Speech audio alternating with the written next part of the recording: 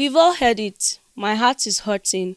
But how many of us have said, I am depressed or I need help? In the North, we are taught silence and patience. We endure.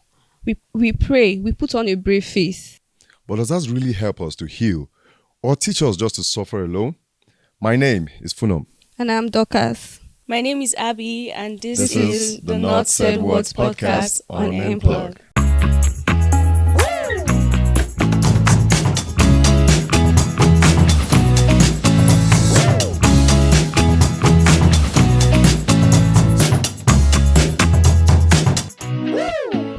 All right, so today's conversation is not shout, it's not comedy, but today's talk is really a whisper that nobody's talking about, but it needs to be voiced out, right?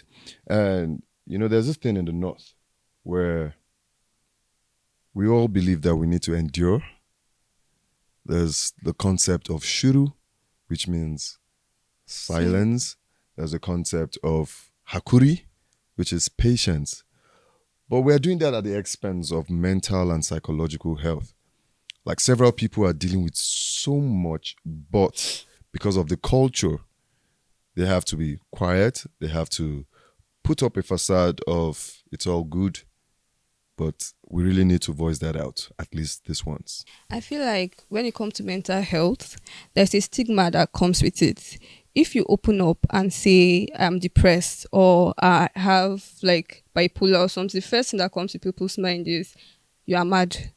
And then nobody wants to go around thinking that you are mad. And also that's why a lot of people don't really open up. They are scared that people will look at them a certain way. Is apart from that, it's like an African thing. And it's very common in the North. The stigma that comes with mental health. Right. It's very common in the North. So D just point out one factor or one thing that could be the factor, the reason why people, box in their mental challenges and psychological problems and not voice it out because they have to. There's a stigma that comes with it, right? Yeah. With voicing out. What do you think? Do you think there are other factors that come to play in this? So the thing about pain is that in the North, it is not expressed in metaphors. It is diagnosed, meaning that it is expressed in phrases like "Kaina, I don't know," like "my heart is hurting," but you can't actually say "I am depressed." Right. So you express yourselves in this metaphor, saying that your heart is hurting, your heart is heavy, your head is all over the place, you don't know where your head is at, but you can't actually say the actual word "I am depressed" or "I need help." I feel like this is because in the North, like, we acknowledge that there is pain, but we don't give it a name. Do you understand what I'm saying? Very We well. acknowledge that there is pain, but like, Do so not tag it. yes, we don't tag it. So instead, we endure it, we sit in it, and we are just patient with it. But it never really goes away. Just because we are silent about it or patient with it, it doesn't make it go away like that. I really, before we move on, I really have to establish this that the talk today is not we mocking culture. The talk today is not Western propaganda. This talk today is a real conversation. This is pro-human conversation, and is an issue that needs to be voiced out. It's an issue that we all have to come out. And really, bottom line is that we are talking about coming out. And hopefully, in this episode, whomever, because we know that there's a plethora of people out there that are dealing with one dilemma or the other, one conundrum or the other, and is all boxed in. But hopefully by the end of this episode, you would find reason why you should voice out. You find reason why you should find closure in somebody, right? And come out. And that will go a long way for you to find healing for whatever that is, right? And so, like you said there's this in Hausa, they would say Zuciyata, tana zafi, right? And that means my heart hurts. Kaina yana zafi, Mhm. ko raina ya damu. right? Yeah. And that's different ways that people, Just express yeah. pain. But So, sorry, the language of pain is mostly in silence and in patience. This thing now, like, it makes people think that it is being resilient. hmm, There's a thin line between being resilient and suffering in pain. you're right. Exactly. Yeah, so it doesn't mean that you should hold on to it because you want to be resilient. Right. Sometimes it's okay to be vulnerable. Being vulnerable also helps you to overcome that pain. Yeah. Yes, and this thing now, the way we see it in the north, is as if suffering in silence is about faith, is about being strong, is about holding yourself together. But sometimes it's okay to express yourself. It's okay to admit. I feel like the first step of healing is actually saying that, identifying or recognizing that there's a problem, saying that I am suffering from depression. When you recognize that there's a problem, most definitely there'll be a solution. And aside that, we are forgetting the fact that not everybody knows about mental health. There are a lot of people that are not educated on mental health. So opening up is going to be a bit harder for them because they know nothing about, they don't even know what depression is. They just know that they are sad or they are not feeling like themselves, but they don't know what depression is. So educating people on mental health is also a very important step to take. Right. There's a problem Yeah. of lack of enlightenment. Like I said before, you know that your heart is hurting, but like there's no name to There's it. no name to it. So the moment they realize that there is a name to it, then they will be able to figure out ways to take actionable steps to going about the issue. So you see, one major factor that really plays a role in all of this is the fact that the society has already painted an expectation for who they will call normal or who fit into the society. And because of that, connecting that to also what you say, when you fall out of that mold, right, you become a victim. You become victimized. The story that is moving around about you is not it's not really favorable to you. If as a matter of fact, it is more deteriorating when you speak out sometimes, especially when it comes into the wrong ears. And because of that, you see that what people do is that they have to put up a front that looks like, hey, I'm still normal, hey, I'm still okay. And so a man is suffering, but he knows that when he comes out, it begins to look like he's less of a man. So he has to make the society see that, look, I'm still a man. I'm still a man. I I mean, think you hear people that's say, be a man. Come on, be a man. And you feel like a man should not cry. A man should not, come, babying out about his problems. And the woman is considered virtuous when she's always smiling, come rain, come shine. She's doing the chores, she's cooking, and she's loving to everybody. And nobody's thinking.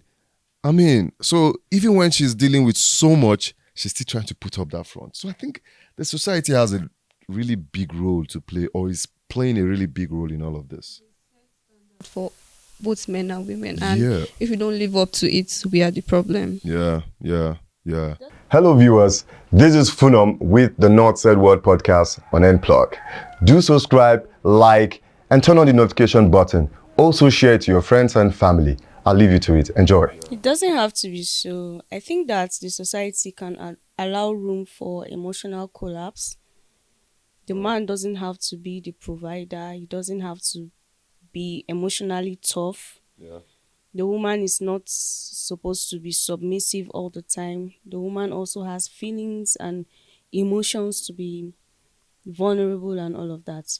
So I feel like when the society gives room for an emotional collapse, then there will be a balancing. We can actually be graceful towards each other, to think that this person is actually a person. He has emotions, he has blood flowing through his veins, and it's okay. Life is already tough. You can The say least you that. can do is actually be graceful and not set some unrealistic standards. Right, Like, right. who made you God? Who made you?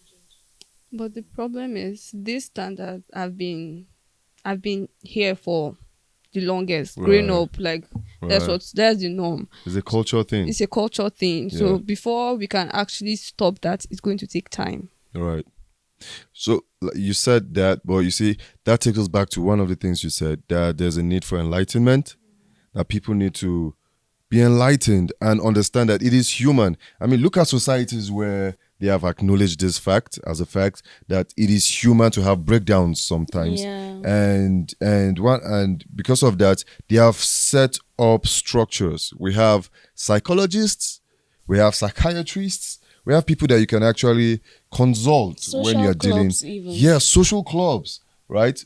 For people who are dealing with addictions, for people who are advanced in age, we have social clubs that for your own unique malady that you're dealing with. But you see, because of the nature of the culture here, you now see that. I mean, let me ask you, D, how many psychologists do you really know who are practicing psychologists who you can actually consult when you're having mental breakdowns? How many do you know? You do not know any. Have you? I know quite a few, but All the right. thing is that mental health is downplayed in Nigeria. So, especially in the north, there are places in the country where you like actually have access to good therapists, but not in the north here. I remember one time a friend was going through issues, and then we're looking for a therapist. Before we got one, she actually had to start taking virtual sessions, not from abroad, though, from this same Nigeria, but because of the kind of society we have in the Right. north, or the culture we have in the north. I don't know, but she had to like look for, and it took us time to get one. At the Yeah. end of the day, we actually got. But then again, you can never downplay the role of social clubs and all of that. I remember one time a friend of mine, he wrote a book, and then he did a breakfast chat to sit about the book, because the book is related to mental, is centered about and centered around mental health and stuff. The title of the book is When Nothing Makes Sense, and he started this breakfast chat and all of that. I remember that we were there, and it was like, this should not finish. It was such an experience. It was like an open house, and everyone kept on the kind of issues that were digressed that day. It made me see like another perspective to so many things. I'm like, boy, people are going through so much, but they cannot even voice it out. People are going through so But much. A that's lot. that alone is like a safe space where I can actually come, I can share. I find people that are going through similar things that are relatable. We come up with solutions together. We decide that we want to rise above this thing and become better. We want to thrive. We don't want to be let down by whatever is going on in our lives. I feel like that safe space is, it does more than we actually And- think. And you know, when you find yourself in places like that, you can easily sense in the room that everybody wanted this. You can easily sense that there's a Yes, from you know everybody when at we last. come together, we bring our hands together and say Yeah. we want healing, and we are getting it. It was such an experience. I remember that the reviews, people kept on like, when are we doing this again? When are we doing this again? Like, I really, really, really loved it. I feel like if we can have more of that, if we can have more of that, it would really go a long way. We don't necessarily, therapy in Nigeria is not cheap. It is not cheap, I promise you that. But if we can have social clubs in the absence of therapy, it will actually Yeah, be good. you know, and one of the reasons why it's not cheap, because just like we said, it's not as if there's a total absence of psychologists or therapists, right? But there are so few. And for those that even, just like you said, someone you're the story you just gave, somebody, your person that was looking out for a therapist, and how difficult it was. They had to do online, they had to do it virtually, and all of that. I mean, definitely it's not going to be cheap, because you will see that it would cost you so much to even find one. And so it's going to cost you much more to even, get those services. And just like you were just telling, it just shows that people know that they need these things, but nobody's asking for it. Nobody's speaking. So when Yes. somebody takes up the initiative and say, hey, this, you can just feel that everybody is actually looking, hey, and they begin to give reviews. Yeah, good that you did this, but nobody asked for it. But when it comes, good that you did it. So I think we actually need more people who should not wait to be asked, should take up the initiative Yeah, step up. personally, step up and, bring to put together rooms like this, safe spaces for people to speak out, safe spaces where you're talking, saying exactly what is in the But hearts of speaking people. out is never easy, honestly, because mental health is now packed into a religious thing. When you say that you are depressed, I need help, then it becomes a thing of prayer. Yeah, they'll say pray. That is the devil's work. It Yeah. becomes a thing of prayer and all of that. I feel like if we remove the religious factor out of it, we have like a large percentage solved of mental issues. Another thing. Don't get me wrong, it's not wrong. Like, it's not wrong to pray and say, God, I am depressed and I need help. It's okay, but help can come in different forms. Sometimes what God wants you to do is speak to somebody. Right. Yes, but you may not see it. So, like we said, You know, one of the major, have you landed on that thought? Okay, so one of the major thing, there's need for structures. And talking of structures, one of the major problem that people are dealing with and why people do not speak out is because really it's not easy to find the right person to speak to. The person you might be speaking to might just be the person who is going to call on the community. Make una come here, oh, this person, oh, and everybody, before you know it, the person that you whispered your problem to becomes the town crier. becomes the town crier. And tomorrow you're hearing your problem from another person. It becomes a And community then gist. you have a scenario and the person saying, you that is dealing with things like this, you should be. Do you understand? And because of that, people begin to box in. People enter their shells, and they are never speaking out. But I think there's a need for these initiatives to be taken up structurally by schools. Imagine if you have a school, your boarding school. I think a few schools are doing that now, where we have therapists. Some schools have that.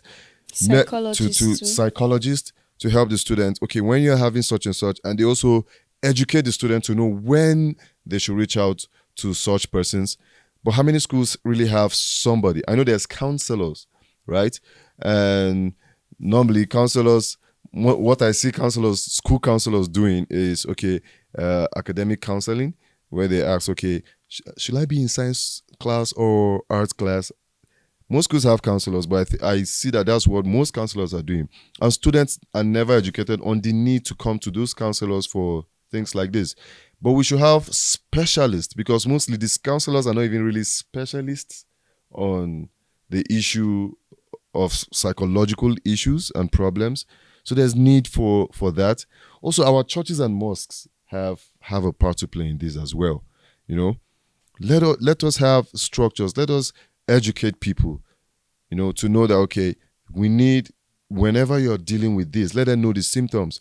I have a friend who, one time I just discovered that she was losing weight. So first I was like, hey, I see what you're doing. Whatever you're doing is working. Or are you exercising? Are you doing dieting? Or what exactly? Because I was thinking she wanted to lose weight intentionally. But she told me, really, she's not really doing anything. It's God, But later on, because she was deteriorating and it became a thing of concern, thank God she had a family who noticed and came through and found solution. And then when she passed through the entire episode and she was out and she was recovering, one time she told me, and that was the first time I heard it that way, that she was depressed and she didn't know. Wow. So there's a possibility to be depressed and not know. That's some serious emotional neglect. That we will say emotional neglect, because really, I mean, I wouldn't say it's emotional neglect, because I feel she didn't even know what being depressed felt like, right? Because just like you said, there is no tag, there is no name given to it by the society. So some people are passing through it and they do not even know what it is. They just feel, today I'm just I'm not just in the vibe. I'm not just in I'm the. just tired of Yeah, I'm just everything. tired, man. And they don't know how to express it. They're just But like, that's ah, that's the emotional neglect. I'm tired, and then you leave it at that. yeah, You don't think that you should. Or why am I always tired? right. Why am I always tired? Why am I tired of everyone? Why am I tired of everything? I know that there are days that you wake up and you don't feel like showing up at all. Right. It's fine, but when it becomes a thing of consistency, then it becomes a problem. Then Right. you should ask yourself why. Right. But I think there's also need for enlightenment, so people can sense it because they have heard that when it happens like this is what it means, so that people can self interpret what they are feeling. You know, there's a need for that enlightenment sometimes in school, marriage homes. In fact, marriage people that do marriage counseling also need to make that known because it is required in parenting. Really, it is required in parenting. Like, how many of our parents even understand that to start with? For sometimes this thing that we're saying is the society, it's even happening in homes. It's even happening in homes where, you know, eh, you might be dealing with psychological issues, but your parents might be seeing it as you now becoming, mischievous. You're now misbehaving. You're now acting Lazy. up. Okay, you have grown. Now you have grown wings. Eh? Now you don't want to. Do you understand? So I think there's really need. Our marriage counselors have work to do. Our clergymen, they also have work to do. The school authorities, they have work to do. And if we can put it in place across these systems, I feel to go a long way in dealing with this problem in the society at large. Speaking of parents, I had a friend, well, we're still friends. Like, growing up, he was depressed. He always used to like try to talk to his parents about it, his siblings, but they always used to like shove him aside, like, what do you mean you're depressed? So one day he ran mad and they had to take him to the hospital. Up to today, he's in his 30s, but he acts like a teenager. He still haven't gotten, and he blames his parents because anytime we became friends because I was the only one that listens to him. So my mom had a shop around his house. So he'll come to my shop and we sit and we talk. And he still blames his family for what happened. So he believed that he would have gone like far in life, but he had to drop out of school. He had to like start afresh because of depression. But they did not understand it was depression. They thought he was just acting out and then he ran mad.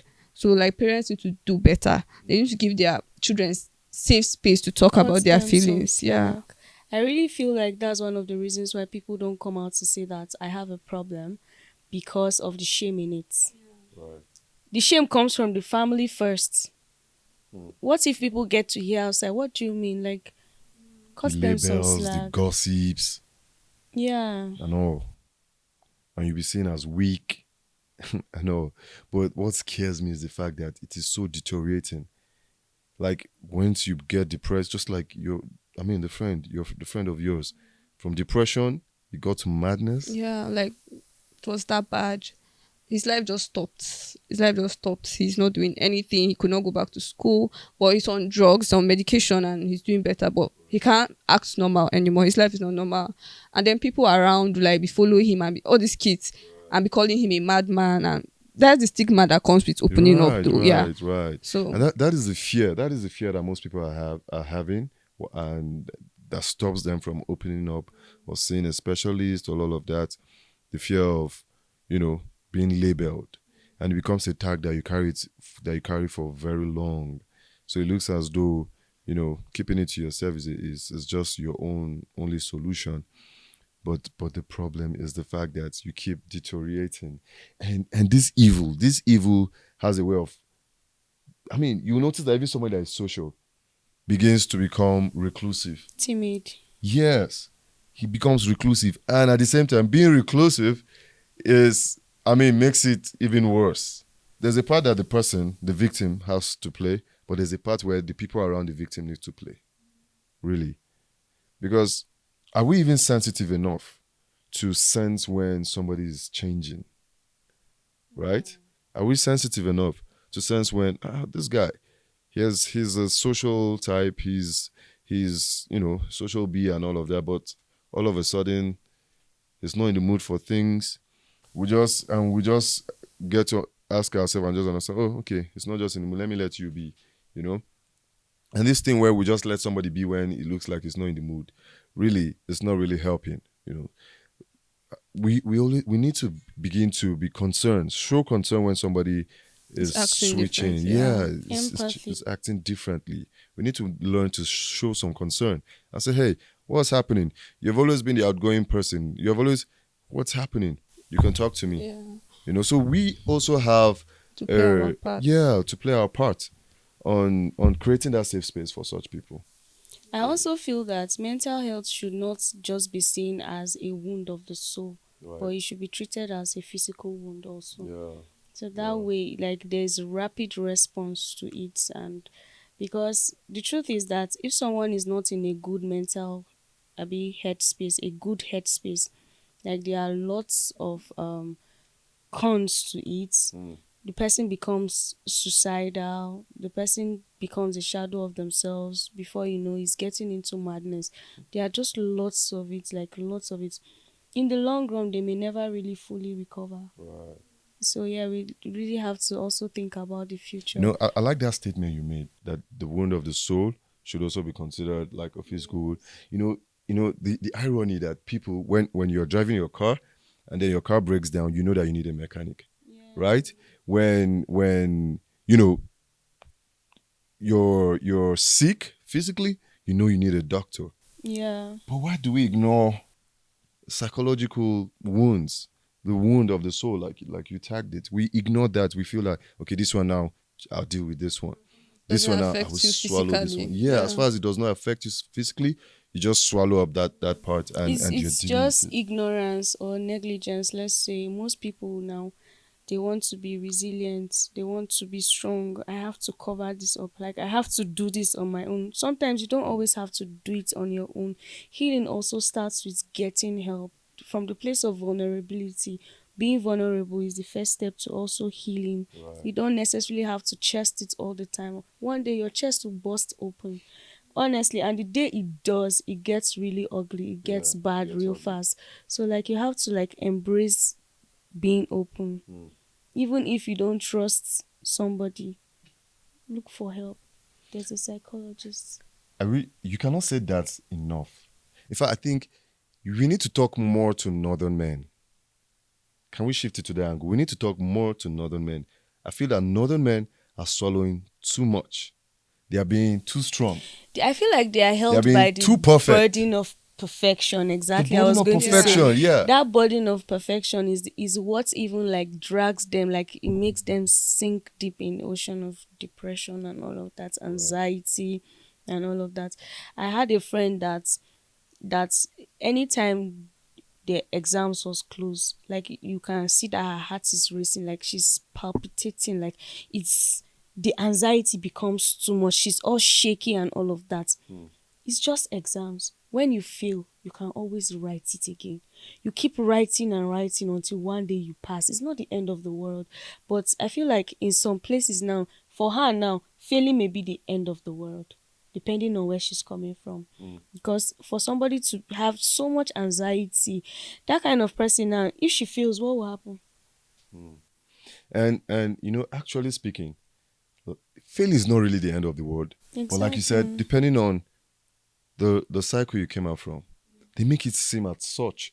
They make it seem as though if you fail on this shikena, right? Yeah. That's what they were saying in Hausa, shikena, meaning that's all.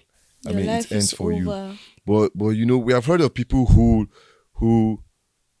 I mean, the best persons, the best people we are looking up to, the I mean, in the sports, the Cristiano Ronaldo in the sports, in basketball, the Kobe Bryant, and whoever financially, the Robert Kiyosaki in the finance, the Warren Buffett, whomever we are looking up to in any expertise, if you look out for their biography or their story, you will discover that these people are not people who are perfect. Yes. There are people who have just risen again and again after every failure over and over.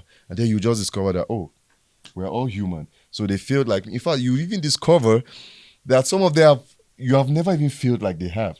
In fact, you're even better off than them with the kind of things they failed on. Do you Yes. understand? And if we begin to look at life as such, that one failure can be a there's what we call contributing factors and determining factors. Right. There are things that are just contributing factors, but they are not determining factors. As though Yeah. I failed this exam, it determines that my life is right. It contributes in the sense that okay, it might slow you down as because you have to write it again or something, Yeah. but it's not a determining factor for your life. I mean, we have seen people that we are running to for advice. So how did you become this? And we're expecting them to say, I've always been smart since I was born. In fact, No. by the time they gave birth to me, I said 3 times 6 is the. Do you understand? We're expecting something Yeah. like that, but it will tell you simple, and they become, for those that are sincere, you discover that as human as you are. Do you know that I used to feel this and this so much, and you But discover that you are even sometimes better than that? failure makes you even a better version. Very well, Yeah. very well. I mean, Gives that's you real room life. to grow. That's real life. Anything outside of that is Hollywood, is movie. Real life Honestly. failure is part of it. I Failure want is to part of read this dilemma because Shoot. of this whole burden of perfection. This person says, I graduated 5 years ago and had nothing to show for it. No job, no girlfriend, just hunger. My friends were driving Benz. No girls, I became very. no job, just My hunger. friends were driving Benz and popping champagnes. I became desperate. I asked them to show me the way. They agreed and took me somewhere in the West. We met a man and he told me I didn't need to unalive anyone, but I had to make a sacrifice. I would never be able to have children. I agreed. I was tired of poverty. 2 months later, money started coming. I got a contract I didn't qualify for. Now I am rich. I have houses and cars. But last week, my fiance told me she's pregnant. I know she's lying or cheating because I am sterile by covenant. At the same time, I am worried. I tried reaching the man that did the work for me, but I learned he already passed. I don't know if what he did has fault or my girl is cheating. You see that word dilemma? This is a dilemma. This is a dilemma. This is crazy. It sounds like it's coming out from a movie. But these things happen in real life. I am shook. Women don't You should be cheat. shook, girl. Women don't what? Miracle no dey tire Jesus. Women don't cheat. It's his baby. Okay, I baby mean, girl. Say it until you Miracle believe not it. entire Men don't Jesus. I mean, cheat. who knows? But this person, honestly, I feel like he has dug a pit and he's falling into the deeper ends of that pit and he doesn't even know it yet. Either this person is already running mad or he's already mad. Crazy. And I feel the foundation of all this is that he was comparing himself with his friends. Because he said Exactly. for He him, needs to be perfect. there was no girlfriend, there was no job, There was no there was just Benz. hunger. And then his friends were hunger, not yeah. doing bends and popping champagne. The women. And he had to juxtapose his life with them. Yeah. And that, I mean, and so But do you think that him going to look for a solution, do you think that it came out, like he said he was desperate, do you think that that desperation came out of a place of depression or anxiety, or do you think that it was from his headspace? yeah, like I said, comparing himself, comparison naturally leads to depression. Yes. When you begin to compare yourself with others, it can be frustrating. And if you do not have the maturity to understand that, first of all, I'm on my own lane and they are on theirs, and secondly, who knows how they are getting theirs. Sometimes you might just be on a process. No, In but fact, you are definitely on your own process, right? yeah. And as I believe that as long as the life you're living is not a life that is going to crumble you, right? You're trying to make things work for yourself, though you're passing through failure upon failure. It's just a matter of time. The only Timing. difference is if you're not really helping yourself, if you're just there, you're not doing anything, and you're Waiting, expecting something, then I don't know where something will come out from. But as far as you're doing something, actually anything, I feel like it's just a matter of time. But it's never easy, honestly. My friends and I used to say that I'd keep clapping for you until it gets to my turn. Or like when something good is happening like around us and it's not happening to you, then you say to yourself, oh, it's raining abundance close to me. It means that God is in my corner, which is Yeah. very true.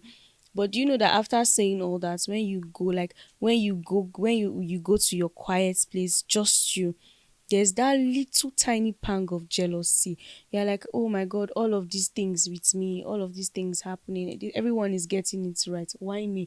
Then when you begin to have the whys, that is when desperation comes in. It hits you to a very rock bottom point, and then you are like, oh, there's nothing good. At this point, I'm desperate. I cannot be the only one. I don't have bad luck. I can't be the only one that something good is not going on for. Right. Do you understand? So like it's just crazy.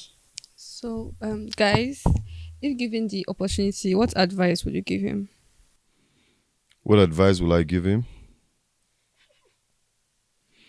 I think his problem now goes beyond the primary subject matter of this talk, because it goes beyond just a psychological problem, right? Because now there's a spiritual part to it. He has been misdirected, you know, and I cannot rule out the fact that he was also surrounded by, he was not getting, if he had better influences Friends. around him, he would have not helped. Because sometimes at that point when they say, okay, let us take you to the west, we have this baba, as they will say it, he was not having anything better to listen to. It's like that was the best thing he could like fall At that back time. to at that time, right? So I think we also have the responsibility of surrounding ourselves with the best people, right? Now he needs to seek help. Yes. He needs to seek help. He needs to go to the Yes. hospital and check He if needs he's, Jesus He needs if he's Jesus for loaded his or spiritual not. problem. First for a spiritual problem. Actually, he needs Jesus for his spiritual problem, and he needs this closure that we are talking about. Right now, he Yes. should not swallow it up. The worst thing that can happen to him now is to now become reclusive, just to himself now, and start from there, because now he needs help. It is nothing that he should do on his own. And I feel for other people thinking about it, Yeah. before I do anything, I used to think, what if it reach my turn is spoil, or God decided to use me to teach lesson? So before you guys think of doing anything like that, think about it. You Right. have to actually, obviously, he was raised right, but it's just pressure that made him. But think about it. If you reach your turn, God will use you and teach other people lesson. Exactly what happened to him. That's true. That's true. Sometimes can get to your point and you have to deal with. So because I mean the best people face problems, the worst people, I mean everybody faced these problems at one point or the other.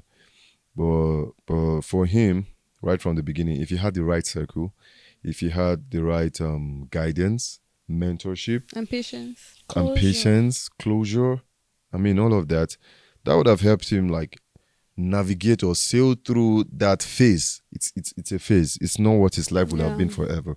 It was a phase. That would have helped him like sail through that phase and come out of it. And eventually to just dawn on him that even the people that you think that, oh, these people are better off, you will now discover that, hey, I'm even better off than this person's, because at the end of the day, these things that you get through this means do not last. You know, someone puts it this way that when the devil gives you something with the right hand, he takes it back through the left hand. And you will always pay for it with your soul, with your life, with your happiness, maybe your hope and a loved one. You have to pay for it one way or the other.